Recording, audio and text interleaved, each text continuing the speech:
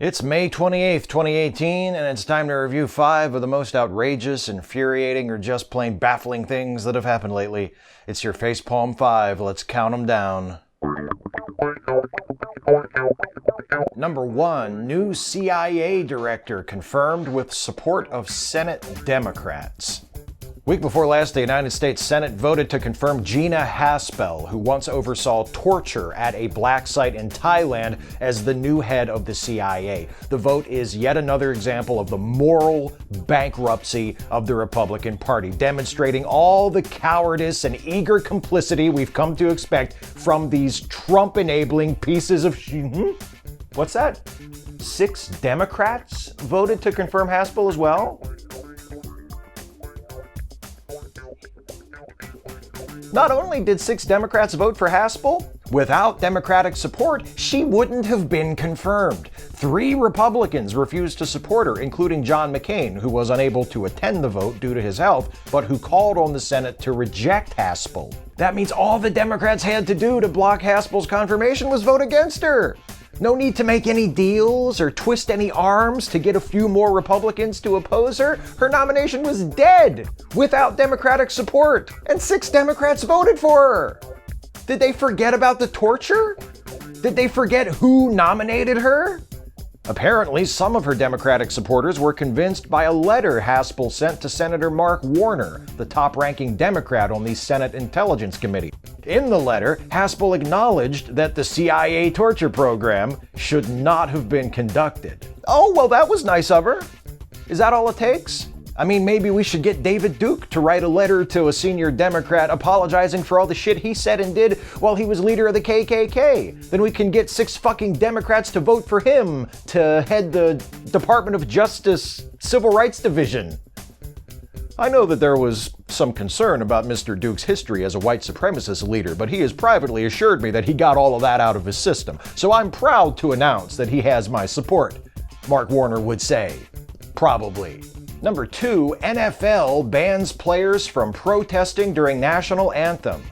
Gosh, don't you hate it when people interrupt displays of performative patriotism to protest a pressing social issue? Who will stand up and defend the sensibilities of people who revere the American flag and honor some of what it stands for, maybe? The National Football League, of course.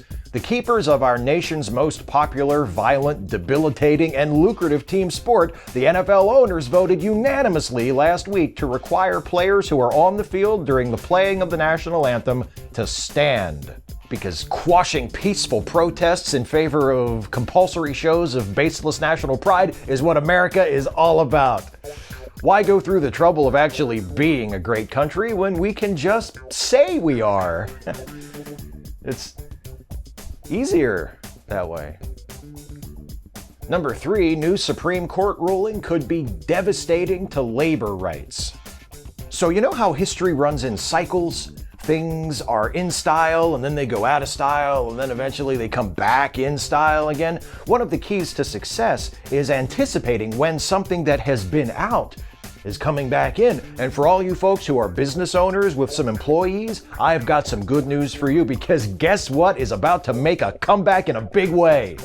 Wage theft! In a 5-4 decision in the case of Epic Systems v. Lewis, the U.S. Supreme Court ruled that employers have the right to block employees from filing class action lawsuits to recover wages lost due to being illegally underpaid. Losing the right to join class action suits to recover lost wages is important because in cases such as Epic Systems v. Lewis, the wages lost to the individual workers are in small enough amounts that pursuing a one-on-one suit would cost more than the workers are seeking to recover. So practically speaking, this decision allows employers to underpay their workers and get away with it, so long as they don't underpay individual workers so much that it's worth going to court over. The majority opinion for Epic Systems v. Lewis was written by Justice Neil Gorsuch, who, you'll recall, was nominated by Trump and confirmed by the Senate in a 54-45 vote, which means that, yes, some Democrats voted for him too. The dismantling of the New Deal, brought to you in part by the Democratic Party.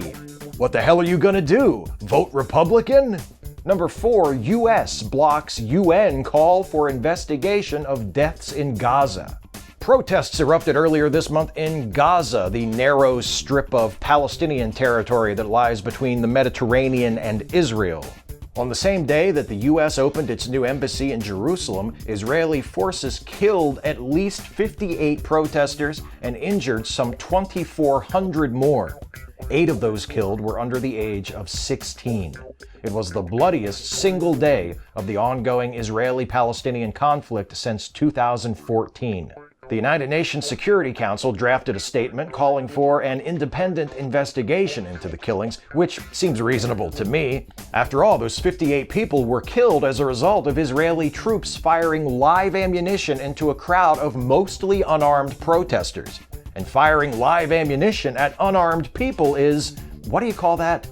Illegal. And, immoral and indefensible, and Jesus Christ, are we really at the point now where we have to argue with each other over whether or not it's okay for a government to order its military to open fire on a crowd of unarmed people?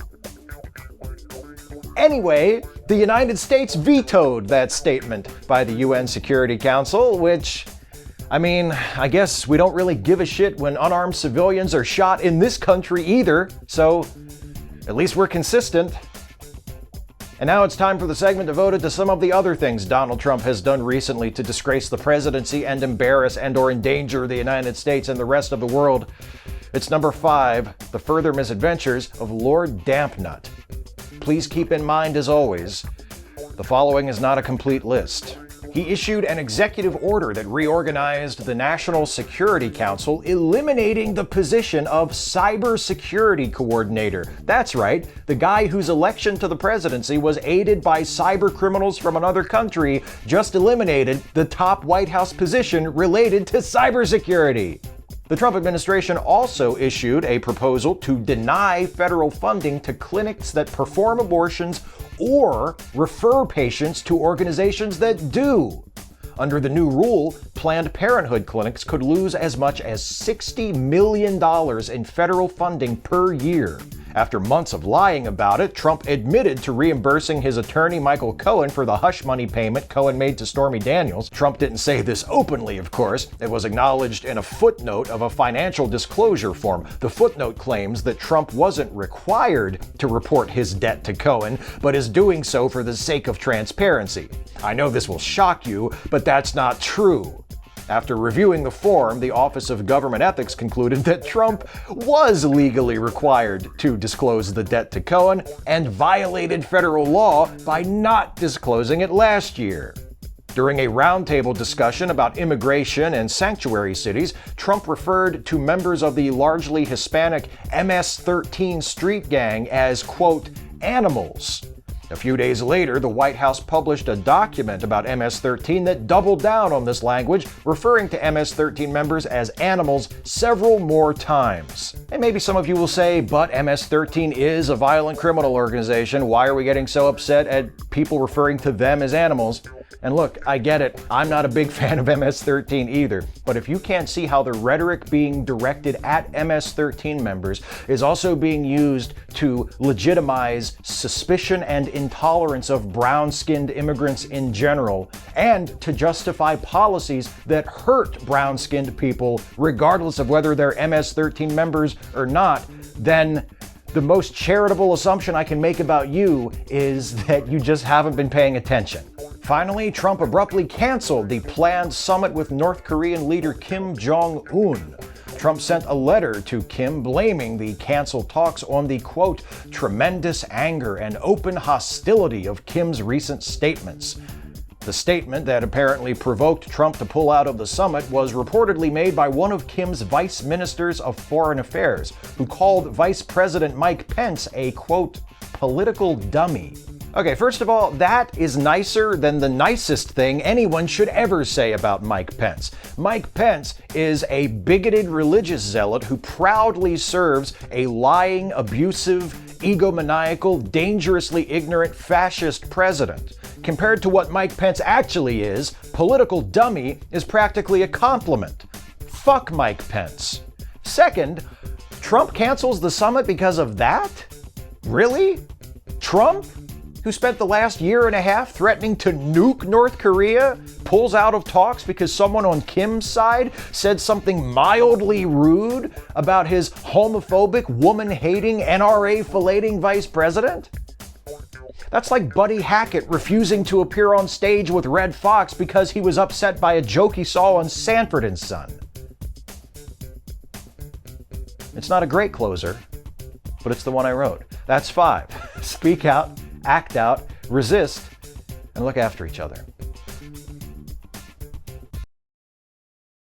Hey folks, thanks for watching. Hope you found this one to be worthwhile. If you did, please like, share, subscribe, and please consider helping me to make more videos like this one by supporting this channel through Patreon. You can go to patreon.com/Steve Shives to become a patron for as little as $1 a month, and those $1 a month pledges really add up and help me out like you would not believe. But if you think I'm worth it and you can afford it, you can always pledge at higher levels. And if you pledge at the level of $5 a month or more, you can take advantage of some of the extra perks in the Patreon campaign, including getting yourself a shout out at the end of the Facepalm 5, just like my newest $5 plus patrons, Natalie Carr, thank you Natalie, and Stink Vomit.